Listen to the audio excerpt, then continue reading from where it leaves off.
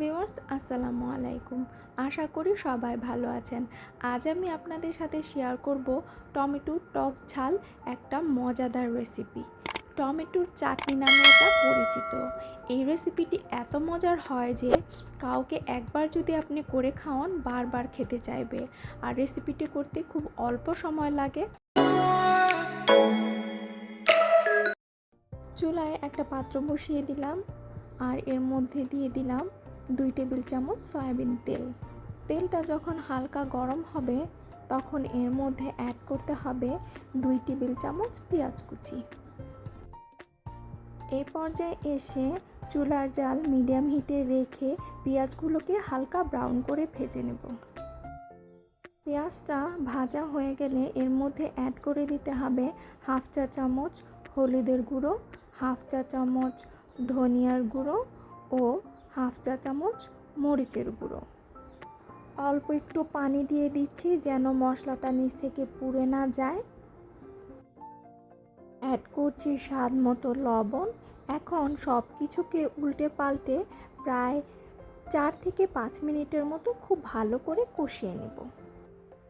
মশলাটার উপরে যখন দেখবেন এরকম তেলটা ভেসে উঠেছে তখন এর মধ্যে দিয়ে দিতে হবে আগে থেকে কুচি করে রাখা টমেটো। এখানে আমি 4টা বড় সাইজের টমেটো কুচি করে কেটে নিয়েছি। এ পর্যায়ে এসে টমেটোটাকে এই মশলার মধ্যে খুব ভালো করে কষিয়ে নিতে হবে। আর কষানোর সময় আর পানি অ্যাড করার কিন্তু প্রয়োজন নেই। টমেটোর রস আর টমেটো থেকে কিন্তু প্রচুর পরিমাণে পানি বের হবে। এই পানির মধ্যে টমেটোটাকে খুব ভালো করে কষিয়ে নিতে হবে। টমেটোটাকে কষাতে কষাতে দেখবেন যে টমেটোগুলো এইভাবে পুরো ম্যাশ হয়ে যাচ্ছে। তো এইভাবে করে খুব ভালো করে যতক্ষণ না পর্যন্ত টমেটোটা ম্যাশ হয় ততক্ষণ পর্যন্ত এটাকে কষিয়ে নেব। টমেটোর পানিটা যখন শুকিয়ে যাবে এবং খুব ভালো করে ম্যাশ হয়ে যাবে সেই পর্যায়ে এসে এর মধ্যে অ্যাড করে দিতে হবে প্রায় হাফ কাপ পরিমাণ পানি। পানিটা দিয়ে চারপাশে উল্টে পাল্টে খুব ভালো করে এটাকে এখন রান্না করে নিব।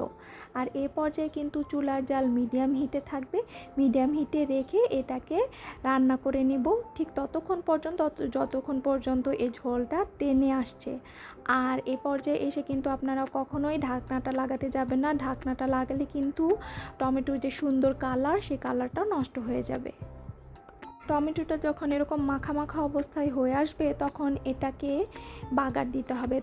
তো আরেক পাশের চুলায় আমি আরেকটা প্যান বসিয়ে দিয়েছি। এখানে দিয়ে দিচ্ছি 2 টেবিল চামচ সরিষার তেল।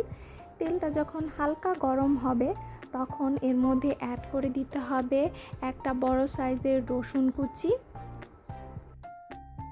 আরও দিয়ে দিচ্ছি 4টা বড় সাইজের শুকনা মরিচ। ঝালটা আপনারা আপনাদের স্বাদ মতো দেবেন। মরিচটাকে হাত দিয়ে এভাবে ভেঙে ভেঙে তারপর দিয়ে দিবেন। সব কিছুকে খুব ভালো করে ভেজে নেব এই তেলের মধ্যে। হালকা ব্রাউন করে ভেজে নিতে হবে, খুব বেশি ভাজার দরকার নেই, জাস্ট হালকা ব্রাউন করে ভেজে নিতে হবে। ভাজার এক পর্যায়ে দেখবেন যে সুন্দর একটা স্মেল বের হয়েছে, তখনই সেটাকে নামিয়ে নেবেন। তো আমার বাগারের জন্য তেলটা কিন্তু রেডি। এই পর্যায়ে এসে গরম সেই তেলটা দিয়ে দিতে হবে টমেটোর মধ্যে। আরও অ্যাড করে দিলাম 3টা বড় সাইজের কাঁচামরিচ। মরিচটা আপনারা আপনাদের স্বাদ মতো দিবেন। আর এ পর্যায়ে এসে কাঁচামরিচটা অ্যাড করবেন, এতে করে কাঁচামরিচের যে সুন্দর ফ্লেভারটা এটা পাওয়া যায়। এখন সব কিছুকে খুব ভালো করে উল্টে পাল্টে রান্না করব ততক্ষণ পর্যন্ত যতক্ষণ না পর্যন্ত যে তেলটা আমরা দিয়েছি এটা উপরে ভেসে উঠছে। তো দেখুন টমেটোর উপর থেকে কিন্তু তেলটা বোঝা যাচ্ছে। এ পর্যায়ে এসে দিয়ে দিচ্ছি 1 টেবিল চামচ ধনেপাতা কুচি। ধনেপাতার কুচিটা দিয়ে প্রায় 30 সেকেন্ডের মতো উল্টে পাল্টে একটু নেড়ে নিব। টমেটোর চাটনিটা কিন্তু রেডি। আমি চুলার জাল বন্ধ করে আপনাদেরকে সার্ভ করে দেখাচ্ছি।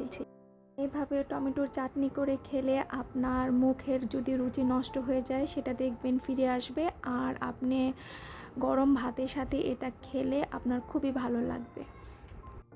ভিডিওটি দেখার জন্য আপনাদেরকে অসংখ্য ধন্যবাদ। আমাকে সাপোর্ট করে পাশেই থাকবেন। আবার নতুন ভিডিও নিয়ে হাজির হব। সে পর্যন্ত ভালো থাকুন, সুস্থ থাকুন। আল্লাহ হাফেজ।